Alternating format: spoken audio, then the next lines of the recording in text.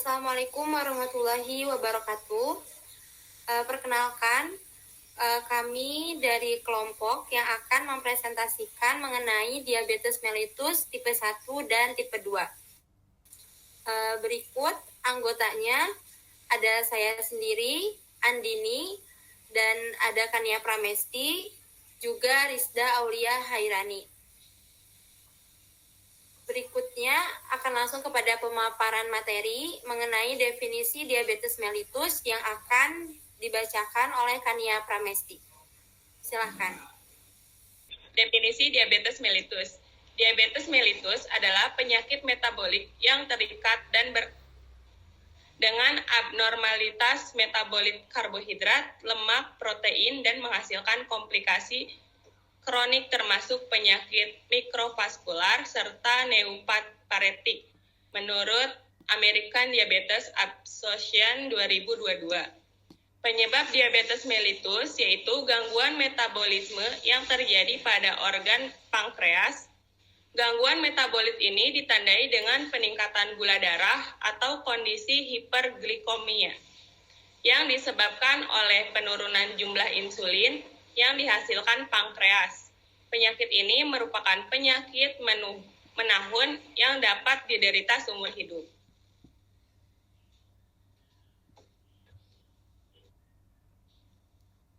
Etimologi dan klasifikasi. Diabetes yaitu gabungan antara faktor genetik dan faktor lingkungan. Sekresi atau kerja insulin, abnormalitas metabolik yang mengganggu sekresi insulin, abnormalitas mitokondria, dan kondisi lain yang menyebabkan toleransi glukosa adalah penyebab tambahan diabetes. Penyakit eksokrin pankreas yang menyebabkan kerusakan pada mayoritas islet pankreas dapat menyebabkan diabetes mellitus. Diabetes juga dapat disebabkan oleh hormon yang berfungsi sebagai antagonis insulin.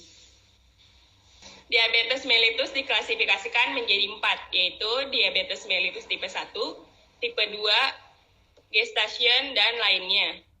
Pada diabetes mellitus tipe 1 disebabkan oleh kerusakan sel beta pankreas. Sel beta pankreas merupakan satu-satunya sel tubuh yang menghasilkan insulin yang berfungsi untuk mengatur kadar glukosa dalam tubuh. Bila kerusakan sel beta pankreas telah mencapai 80-90%, maka gejala diabetes mellitus mulai muncul. Kerusakan sel ini lebih cepat terjadi pada anak-anak daripada orang dewasa.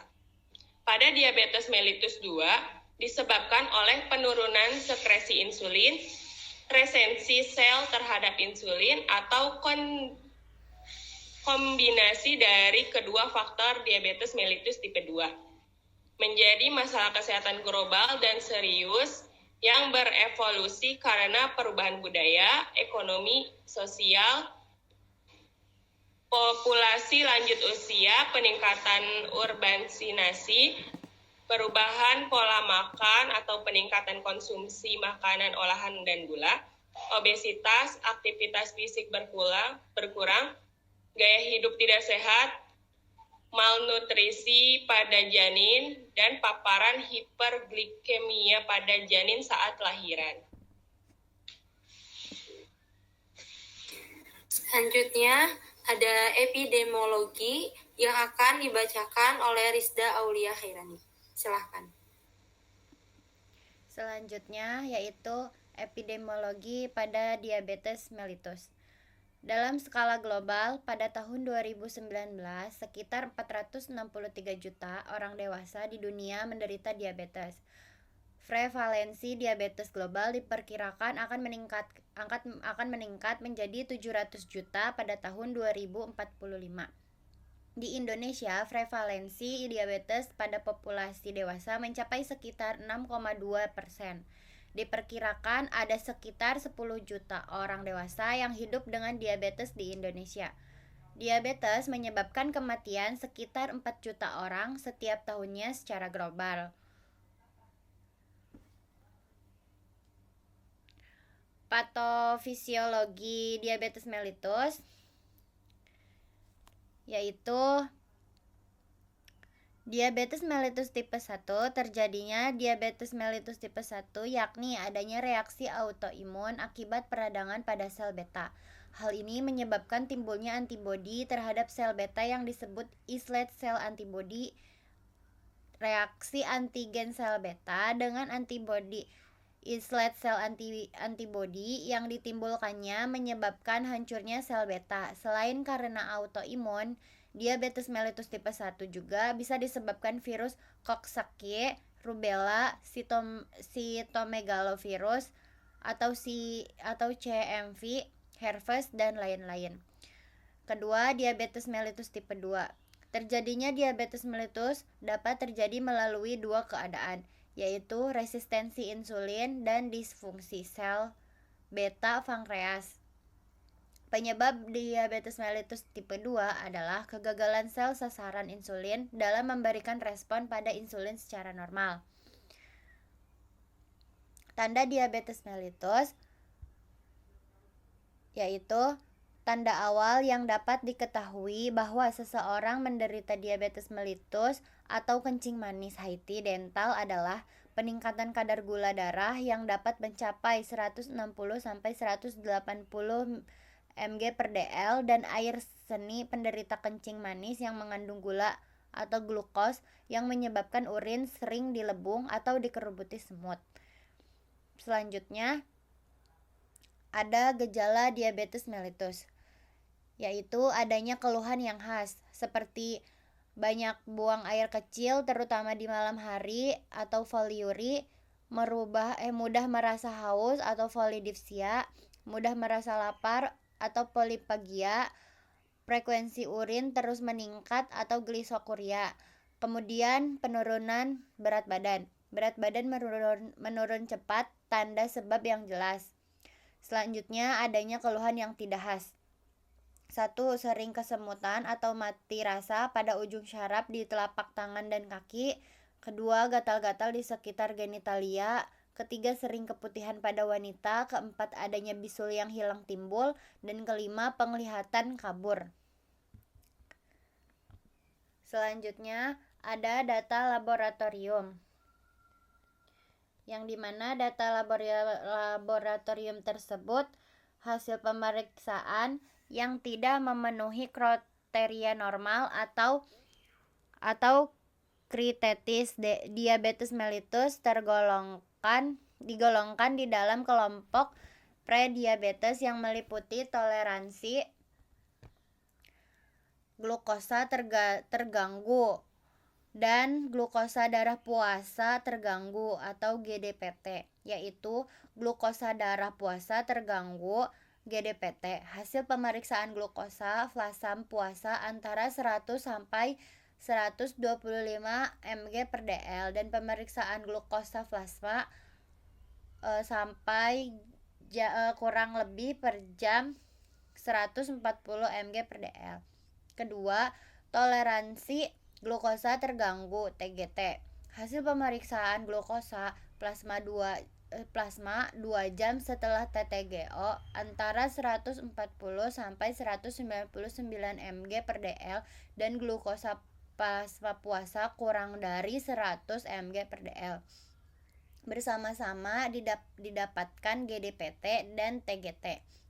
Yang terakhir hasil data labnya yaitu diagnosis prediabetes dapat juga ditegakkan berdasarkan hasil pemeriksaan HbA1c yang menunjukkan angka 5,7 sampai 6,4%. Selanjutnya ada pengobatan diabetes mellitus. Pengelolaan diabetes mellitus meliputi pemberian insulin, pengaturan makan, olahraga, dan edukasi yang didukung oleh pemantauan mandiri atau home monitoring. Tujuan terapi insulin ini untuk menjamin kadar insulin yang cukup di dalam tubuh selama 24 jam untuk memenuhi kebutuhan metabolisme sebagai insulin basal maupun insulin koreksi dengan kadar yang lebih tinggi akibat efek glikemik makan. Berikut adalah modifikasi gaya hidup untuk pengobatan diabetes mellitus tipe 2, ada monoterapi, lalu ada kombinasi 2 obat, kombinasi 3 obat, hingga nantinya akan ada tambahan insulin atau intensifikasi insulin apabila dalam tahapan-tahapan tersebut tidak menunjukkan kesembuhan. Berikut adalah terapi farmakologis, yakni yang terdiri dari obat yang diminum oral dan bentuk suntikan. Obat diabetes non-insulin ada biguanidin atau biguanid, contohnya metformin sebagai lini pertama, lalu ada sulfonylurea sebagai lini kedua, dan thiazolidinediones atau TZDs merupakan obat-obat oral yang biasa digunakan untuk diabetes mellitus. Selanjutnya, ini adalah obat-obat yang beredar di Indonesia untuk pengobatan antihiperglikemia. Ada metformin sebagai lini pertama hingga penghambat SGLT2. Lalu ada jenis-jenis insulin. Jenis-jenis insulin ini ada jenis kerja ultra pendek dengan tipe insulin Lispro, insulin aspart, dan kerja pendek, kerja menengah, dan kerja panjang dengan masing-masing kerjanya.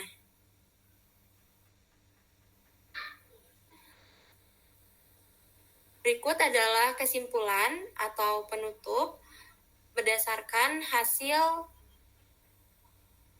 kajian kami bahwa diabetes mellitus adalah penyakit metabolik yang terkait dengan abnormalitas metabolisme karbohidrat, lemak, protein, dan menghasilkan komplikasi kronik termasuk penyakit mikrovaskular, makrovaskular, serta neuropatik. Penyakit ini ditandai dengan adanya hiperglikemia yang terjadi akibat kelainan sekresi insulin, kerja insulin, atau kombinasi dari dua kelainan tersebut. Ada DM tipe 1 yang disebabkan oleh kerusakan sel beta pankreas, dan ada juga DM tipe 2 yang disebabkan oleh penurunan sekresi insulin, resistensi sel terhadap insulin, atau kombinasi dari kedua faktor tersebut. Begitu pula untuk pengobatannya bisa digunakan obat-obatan oral dengan berbagai golongan, lalu ada juga insulin dengan berbagai tipenya, dan disesuaikan berdasarkan petunjuk dokter. Sekian presentasi dari kami, semoga bermanfaat, dan mohon maaf apabila banyak kesalahan, kekurangan, dan salah kata. Kami ucapkan terima kasih. Wassalamualaikum warahmatullahi wabarakatuh.